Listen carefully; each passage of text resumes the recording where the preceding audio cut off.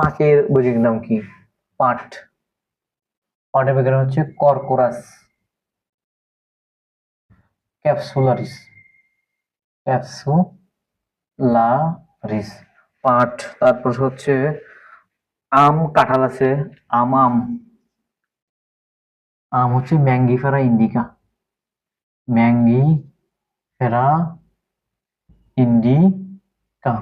তারপর হচ্ছে কত জানে কাঁঠাল আছে। বলছি কাঁঠাল হচ্ছে আর্থ্রোকার্পাস হেটেরোফিলাস। তো কাঁঠাল কি আছে?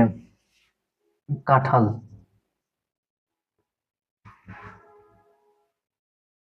আর্থ্রোকার্পাস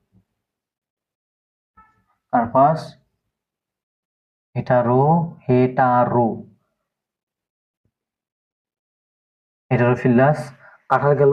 তারপরে আমরা বলছি হচ্ছে শাপলা, ভেরি ভেরি ইম্পর্টেন্ট। কি আছে? শাপলা। শাপলা হচ্ছে নিমফাই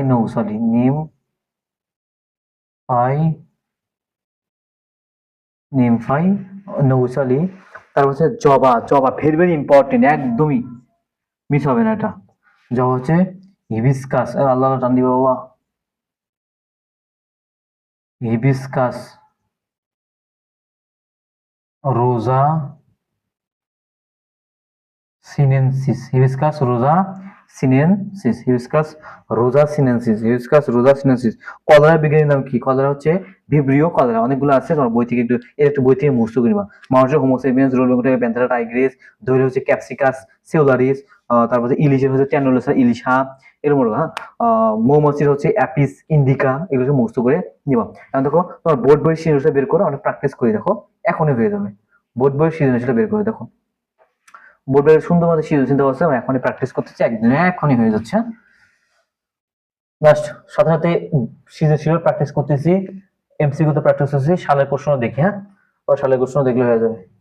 দেখো প্রথমে বোর্ড বইয়ের একটা সিরিজ আছে, বোর্ডের সিরিজ দেখো দেখি একটু লক্ষ্য রাখো। প্রথমে কিসের চিত্র দেওয়া আছে। তোমার দেখো কিসের চিত্র দেওয়া আছে। প্রথমেই এক নম্বর হচ্ছে একটা মাশরুমের চিত্র দেওয়া আছে। কিসের? মাশরুমের চিত্র দেওয়া আছে। আর দুই একটা দেখবা হচ্ছে গাছের চিত্র দেওয়া আছে। এখন কথা হচ্ছে মাশরুমটা কোন রাজ্যের? আমি এখন মুখে বলি, মাশরুমটা ফানজাই রাজ্যের। আর একটা গাছের চিত্র দেওয়া আছে, এটা প্লান্টি রাজ্যের।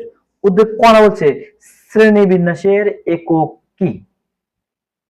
ক্ষয় বলছে বংশগতি বিদ্যাকে জীববিজ্ঞানের ভৌত শাখা বলা হয় কেন? এখনই বলছি জীববিজ্ঞানের ভৌত শাখা বলতে কি বুঝি?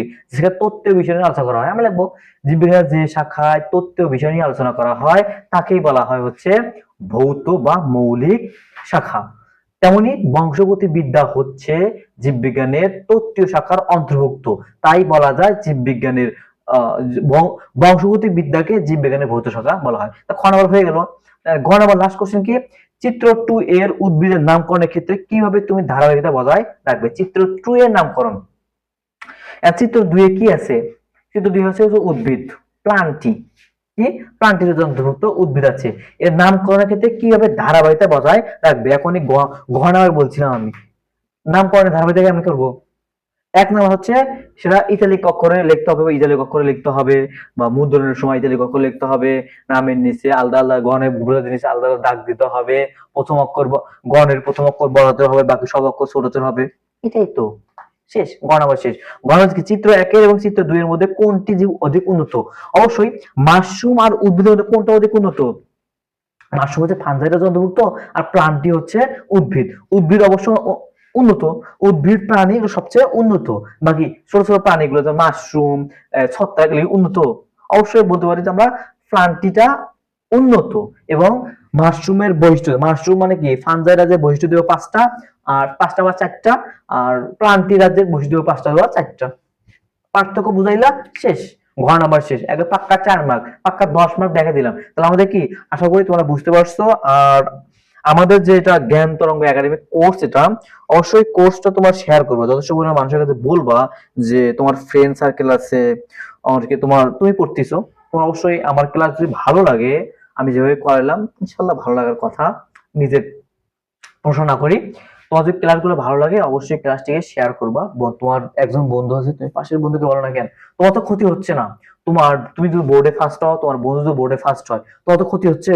তোমার কোনো ক্ষতি নাই। তুমি যদি গোল্ডেন প্লাস পাও, তোমার বন্ধু যদি গোল্ডেন প্লাস পায়, তোমার কোনো ক্ষতি আছে? কোনো ক্ষতি নাই। তোমার দ্বারা যদি তুমি সামান্য একটা বলার বিনিময়ে তোমার যদি উপকার হয়, আমাদের উপকার, আমার উপকার হবে না? আমাদের উপকার, তুমি তো আমাদের কোর্সটাকে আরো ডিটেলস মানুষকে বলো যে ভাইয়ারা অনেক ভালো ক্লাস করায়, অনেক ডিটেলসে। আমি এই অধ্যায়ের এমন কোনো জিনিস নাই যে পড়াই নাই, যাবতীয় সব জিনিসই তোমাদের পড়াইছি। অবশ্যই আমাদের জ্ঞানত্র একাডেমির পাশে থাকবা। আর এটা সেলফি হয়ে যাক। আসসালামু আলাইকুম।